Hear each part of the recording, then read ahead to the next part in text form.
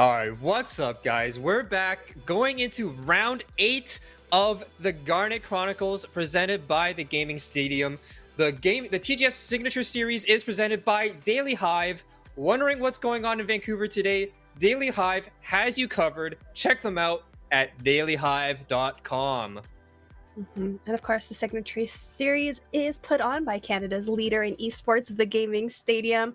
Are you looking for the next big thing in competitive gaming? Well, look no further. The team at the Gaming Stadium are leaders in online esports tournaments and events. Check out the action at tgs.gg.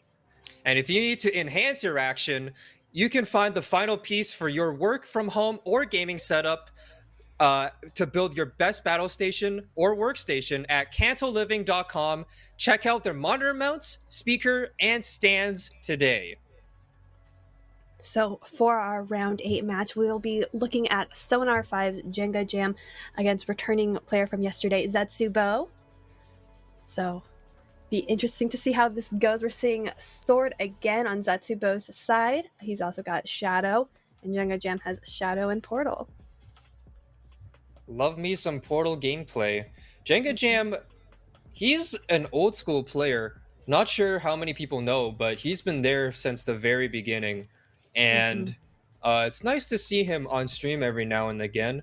Shadow Portal, pretty standard, like mid-rangey sort of lineup there, I assume. It could be an OTK Shadow deck, you don't know. And I'm glad to see maybe a Shadow Mirror. Shadow Mirror could be pretty interesting. If it's like a Last Words Mirror, you might see how they play around each other's Chris setups, and maybe if there's an OTK, how that might turn out. Shadow versus Sword, also really interesting for every Sword deck, basically. Because even if it's like Evo Sword again, for example, it really puts Shadow on a little bit of a timer to actually win the game. And so to see how they manage that, and if they end up being more aggressive, that's going to be really interesting. But we're going to go right into it. JENGAJAM versus ZETSUBOU, game 1. So it looks like ZETSUBOU is playing more of the rally aggressive, sort of mid-rangey Sword, and JENGAJAM's Portal has got what looks like the puppet package in String Master there. Yeah, so a lot more early and mid-game board contention there for JENGAJAM. Going to be a pretty nice snipe into the more aggressive Rally Sword. They're going to have a lot more options to deal with these early threats. The Radical Gunslinger already going to come in, and hopefully the String Master is not played here. Although I guess it's not the worst because there's no other puppets. You do at least get rid of the Bane and allow your 2-drop to actually trade. So actually, not too bad to play out the 1-drop here. Okay, yeah, JENGAJAM does go for it. The String Master, normally with decks that play String Master, I guess back in the Rally Portal days, it used to be like really weird to not see String Masters see use right away. But I think in this deck, in this matchup especially, it's not bad at all. Quixotic on 2 going to be really strong. Okay, there he is. We know this guy plays Tolerance. That's going to be really good for him to get that stacked up as soon as possible. Yeah, for sure. Gunslinger, of course, getting out that String Master just for the trade because its Bane is so threatening also has that additional effect of being able to increase the rally costs by including amulets now in the rally, which really helps with the Chaotic on 2 to start boosting that rally right from the get-go. A lot of the new Natura cards in hand here for ZETSUBOU. We're going to play out the Scrupulous Preparation, get another Gunslinger out, and draw a couple of cards.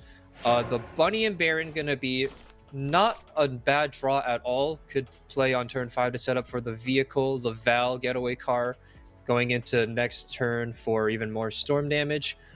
A Mega Enforcer as well.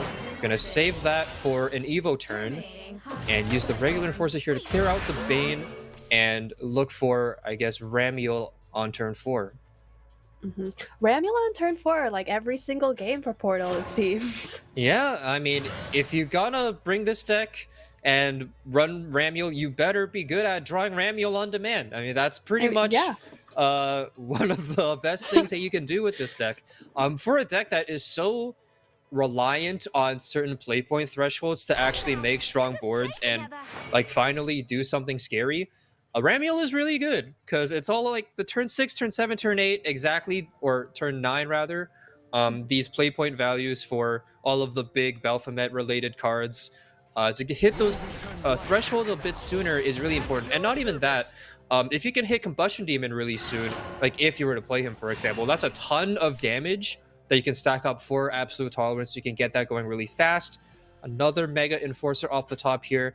If it's a Ramiel, then there's not a whole lot to follow up alongside it, but that should be just fine anyway. It's really the ramp that you're looking for on this turn. JENGAJAM gonna jam the Ramiel, go up to 6. We do not have Spinaria in hand this time, so not gonna have as much early chip damage as Harem did in the previous set, but the early stacks on the Absolute Tolerance are going to be really, really scary. ZETSUBOU obviously doesn't know that Tolerance is in hand, but you have to be thinking about that if you're going up against Machina Portal.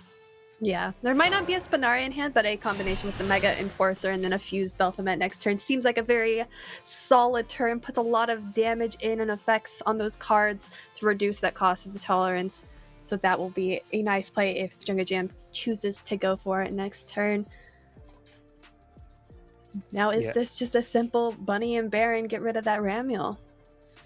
Could be. So the nice thing about Bunny and Baron is they're a 5/5, and the Mega Enforcer deals 4 damage on Evo, so that's not bad there, although they will be able to get the clear just by trading into it. Pre-Evoing doesn't do a whole lot here because it's the same thing. They have to trade into it anyway. You could Evo face or just hold on to the Evo, I think is probably the best choice here. And that is what ZETSUBOU is going to do. You can save the Evo for Leod potentially later on, or even Cat Admiral to get like a burst of rally to possibly invoke the Core Master later on. Mega Enforcer going to come down, as you mentioned, and most likely going to be a fuse into the Baphomet to summon the first tentacle here.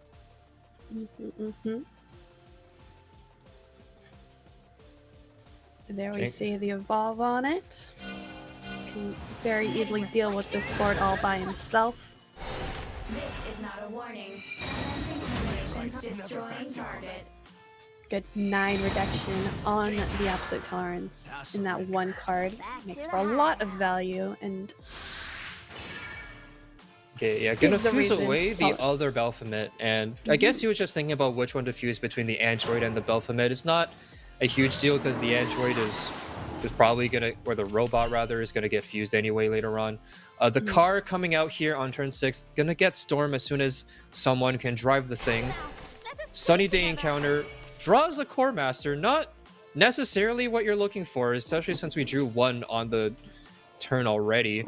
yeah. Flying Squirrel is not active yet. I believe that requires Rally 10, and I think we are at 9. At least 7. Yeah.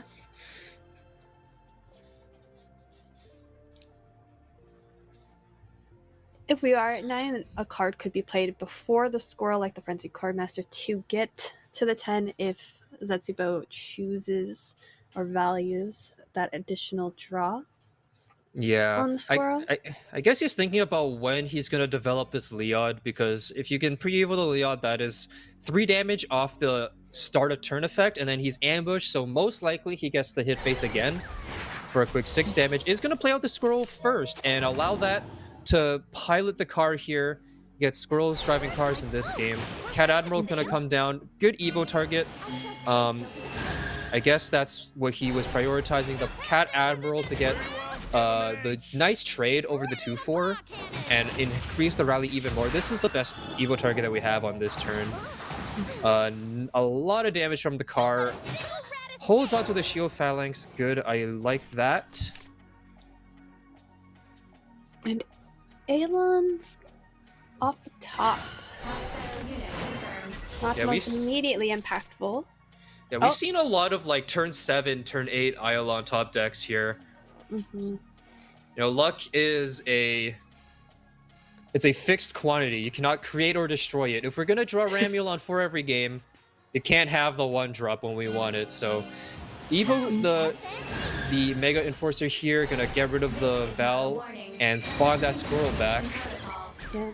And that Mega Enforcer did draw the regular Enforcer, which could help out on clearing out this board if Jam so chooses to use it this turn. He could also choose to fuse into the Baphomet, which seems to be the option that he's going for here. We're gonna use the play points a little bit more effectively there. Gonna summon the Armored Tentacle now. I wonder... I guess he is gonna just trade it off. Okay, I guess he was hoping for the snipe to hit the 1-2. Not a bad option, I guess. Yeah, although he doesn't really need more fusion targets, so I can see not having to develop the Enforcer. Wind God gonna come out on turn 7. A little bit slow, to be honest, for Rally Sword, because we did play the Bunny Baron on turn 5. It's not a whole lot of rally on itself. Yeah, only 2 for the 5 play points. Right. The Core Masters, I believe he's playing 3. I would assume he's playing 3. So we would only be invoking 1 much later on once the Shield Phalanx is active. We'll know we're at 15. And I think it is going to be a trade here into that. And then the Leod, okay, well, you have to keep in mind, the effect is at the start of your turn, unless we want to trade it off right away. Okay, so we're going to use the Brothers spell there to clear out the 5-2, I'm assuming. And just thinking about how he wants to make use of these Shield Phalanxes, he has 2 in hand. He definitely doesn't need both of these to be active, so yeah, he is going to throw out one of them. And yeah, now we're at that 15, so if there's a third, there it is. Yeah, very nicely done there from ZETSUBOU. Now, the next turn, our second Shield Phalanx is going to be active to summon the Front Guard General. The Nefarious Invasion off the top for JENGAJAM is a pretty good option here. There's a lot of 2 defense followers on the board. And that Absolute Tolerance does cost 0. Right. It's going to be up to him to decide whether this Core Master is worth it to destroy immediately. Because the thing with Tolerance is not just the damage. You want to use it when, it makes the most sense to clear the board. Although, getting to push face with the Armored Tentacle does look pretty juicy here. I think I would just go for it. Does slam it. He's going for it. This is a lot of damage, especially if he does decide to commit the Evo here. Definitely thinking about it. If you can Evo the Armored Tentacle, it's going to make it not get cleared by the Leod on the backswing. So definitely a consideration there. And Rally Sword doesn't have the most robust board clear options, especially this late into the game. Okay, gonna go for the pre-Evo on the Armored Tentacle instead. Interesting. And gonna hit face for the 4 damage there. Set him to 7. Already pretty dangerous there for ZETSUBOU.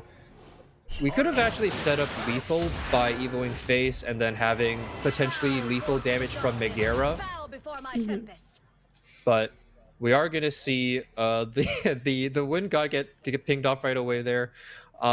Core Masters in hand, not super great here, but we do have another Leod. We have active Shield Phalanx. Not a whole lot of ways to clear the board effectively, though. Well, the Frenzied Core Unless it has an effect that I'm forgetting. Yeah, the Frenzied Core Master have Rally 10 and Rally 20 destroy random enemy cards, so those are perfect removal here. All right, okay. I haven't seen that card be hard played for 7 a whole lot, but so I was like, there's probably something I'm forgetting here. There's no way this card only does like one thing. It's got to do more than that. It does a lot of things. Yeah, it is a Shadowverse in 2021. You got to do a million things. So Core Master, I guess, would be an option here. ZETSUBOU hovering a card, thinking about that one. The Armored Tentacle. It is the cleanest clear, but it doesn't push any additional face damage. But neither does any other card in the hand. So right. The Armored Tentacle is going to heal JENGAJAM a bit, so he is sitting pretty here with basically the Machina Portal endgame and not a whole lot of ways for Rally Sword to put up a whole lot of pressure. I think this is pretty indicative, or it should be to JENGAJAM, that he can do whatever he wants here, because Core Master, like, it is a strong card, but it's rarely the best play that you can make for 8 play points for Rally Sword. Usually by then you have so many things active that you Yeah. should have options to like clear board and push damage, set up something for next turn, but not a whole lot of that. Not a whole lot of setup for ZETSUBOU here. Gonna slam that Baphomet. Here we go. Persephone, Alecto, and Megara all coming into play. So we are going to be able to clear this pretty well. The Megara does not deal lethal right away because we did not Evo face the previous turn, but crazy board, a ton of healing. You're probably not losing this one if you're JENGAJAM. Yeah. With Tistephane's can't be destroyed by effects line, though the Frenzy Core Master can destroy everything else on the board, it cannot destroy that Tistephanes. So ZETSUBOU's in a pretty rough position. And this is basically the downfall of Rally Sword, right? You better win the game fast because if you don't, this is going to happen to you, right? And it's not even just the Machina Portal matchup. Because honestly, like, Machina Portal is one of the slower decks in the meta. Like, if you're facing Shadow, if you're facing Forest, you're gonna die to so many different things if you don't win the game really soon, or be at least in a winning position. And it's one of those things where it's like, okay, Bunny and Baron is great, Albert is great, Core Master for 7 is pretty good, but none of these things are pushing your rally count to the point where you can just make, like, GG boards, you know? And that's kind of what you have to be looking for. JENGAJAM here with the double attacks available on Persephone. There's no way he doesn't have lethal here. He can do basically whatever he wants and find lethal one way or another. Terminating. Yeah, using a couple of resources to just get through the wards, but he's got more than enough to get through it all. And not even bothering to attack the first one with the Persephone, just going to save both attacks for face, even though not quite needed. Yep, gonna compensate for the lack of Evo face earlier with even more potential face damage, I guess. So that's gonna be Machina Portal from JENGAJAM taking down the sword from ZETSUBOU. Game 1 going to JENGAJAM. Now he has 2 shots with Mystery Shadowcraft. Enea is the leader there, but you know that's never really a true indicator of anything. Especially in this format, you can use your leader or card sleeves to sort of try and debate your opponent. I don't know how much that actually is effective, but Enea versus Dione is going to be the next matchup here. I wonder what kind of shadow he's going to bring today. There are so many variations for Last Words, for Machina Shadow. You can play both together, but it is going to be very clearly some kind of Last Word Shadow here. Yeah. And I wonder if he's going to play the Enea package. Definitely a question. Bone Fanatic can be in both the Mech Shadow and the Last Words, but the Armored Goblins and Retracing the Past, very indicative of a Last Words Shadow deck here, and even drawing a series. Yeah, so series could be a very good OTK enabler here. So I think that could be his angle to run some of the potentially Miltio plus series to have a bit of an edge in the Shadow Mirror, which he does anticipate here. And another Bone Fanatic being drawn off the top. We have a pretty good curve here, just filled with Last Words followers. Armored Goblin honestly is pretty annoying, just being able to buff another allied follower if the opponent wants to trade into it. I've seen some fun combinations of making some pretty thick boys with the Armored Goblins, so they can really add up if you aren't careful. Yeah, for sure. Especially for followers like Ceres or Enea, or even the 3/3 Necromancer. If it has Storm, eventually you can buff it up by trading in with Armored Goblin and create some really weird positions for the opponent. But we are going to save the Armored Goblin, potentially looking for an Enhance to get just the maximum number of Last Words followers out of our hand before we commit our Link Staff Necromancer there. And a lot of 1/1s to match the 1/1s here, but these have Bane. Not a whole lot of difference there. Okay, so we do see the Miltio. So the OTK is going to be available here for JENGAJAM. Going to put the series spell onto the Miltio at some point. And hovering over the Link Staff, could decide to just throw it out here as the Last Words draw card and Evo make sure we get the Evo onto the other world next turn. Gatekeeper, always a very key card in getting your last words count up in the deck. And we've got 2-drop City here for Rally Sword as expected. Gonna play the alternative Oathless Knight here. And think about, okay, we're just gonna go double Oathless here. Just stack up the Rally. Nothing too crazy here. It's not a type of board that you really expect to put a whole lot of pressure. It's really just to stack up the number on the side of your screen and get that rally going so that eventually, once you hit 7, 10, 15, then you start making really strong plays with this deck. And any bit of damage that you can get before that is just icing on the cake. Or I guess in a lot of matchups, it's actually just something that you need in order to win. And ZETSUBOU is definitely going to try to go fast here because we mentioned, like, Machina Portal is one of the slower decks to actually win the game. This Last Word Shadow could win the game pretty quickly, even if it doesn't need the OTK setup. If it gets a strong crisp board, that can be really scary as well. So ZETSUBOU, the rally count is going to be really key for him. Yeah, so JENGAJAM chose here to play the series over the Otherworld Gatekeeper, and it looks like he put the damage on the Gatekeeper and the heal on the Milteo. Did he? Okay, I wasn't quite looking at the hand there. I just saw the effects there. I wasn't... Okay, that would be really interesting if that really was the case. I guess we'll see, because the Otherworld Gatekeeper, I imagine, will come out next turn at least. So, wow, that would be a little bit of a funny mishap there. The Milteo still is a lot of damage. So... I mean, potentially he's putting the heal on the Milteo to play it earlier to get some heal to like combat the early damage from the sword. Potentially, if that was what happens. That's a possibility for sure, right? Yeah. And it's not like Sword has any silence or banish, so stacking it on Milteo is not the worst, I guess.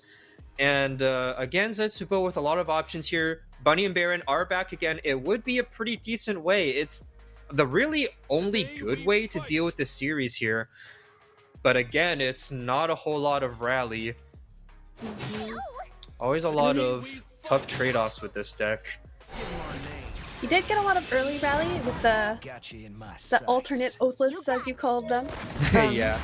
Okay, so he does go for the Bunny Baron here. Gonna hold on to the Evil Point once again. And now turn 5 for JENGAJAM. That second Link Staff Necromancer going to be a pretty important draw, I think, to make sure we have some storm damage later on into the game. And Milteo going to come down for 5, like you expected. And the Armor Goblin plus the Dreamer are going to be thrown out. A series being revived is actually pretty great. That could actually go on, the next series spell could go on the Link Staff as well, to sort of double dip on that damage there. And staff gaining attack once 10 last words have been destroyed, making it for quite the little punch of damage. They're going full defensive here, gonna value trade into that 1/1 as well, leaving nothing to chance and letting the series get the full threat as well here. Leod very unfortunately doesn't deal damage right away. I feel like the card would be so good if it was end of your turn instead of beginning of the turn, but maybe that would be too good. So Flying Squirrel is active here. Could start the turn with it to see what options are available. And potentially go face with the car, and I guess you could snipe something here. It would be really bad if it shoots the Milteo. So I don't know if ZETSUBOU wants to go for more of like a guaranteed clear on this turn. Yeah, you could do like play the Brothers United on the Milteo if you so choose. Quixotic also an option if he wants to give Rush to the Squirrel afterwards and get another trade that way. A lot of different ways you can sequence your turn here. ZETSUBOU. Now he definitely does have a full clear. It's just how he chooses to go with it. Okay, does slash away the series here. Drops the Quixotic, gotta go fast. I imagine he does have time. There's not a whole lot of cards to be played here. Goes face with the car. Okay, hits face. And got a draw. And then Squirrel. Okay, Baleon is a perfect draw here. Very, very good. That's exactly what you want to see. Emptiness. Off the top, retracing the past. Well, you know, healing in Shadow, you don't have a whole lot of options, but that's one of them. Mm-hmm. Maybe we'll finally play the Otherworld Gatekeeper sometime today. He's been You know, chilling if he here. puts the Darkest Desire, if he puts the damage on the Gatekeeper again, he could do like 17 damage this turn. That's true, yeah. And it looks like he did put the Darkest Desire on the Gatekeeper. Is he about to punch in a little bit more damage than ZETSUBOU was probably expecting? You love to see these creative plays coming out, and the Kagero coming out as well. Gonna add the Soul Strike for more damage later on. This is actually a surprising amount of damage. Here comes the Evo. That's actually Yep. so much damage. Yeah, that is 10 damage on that Gatekeeper.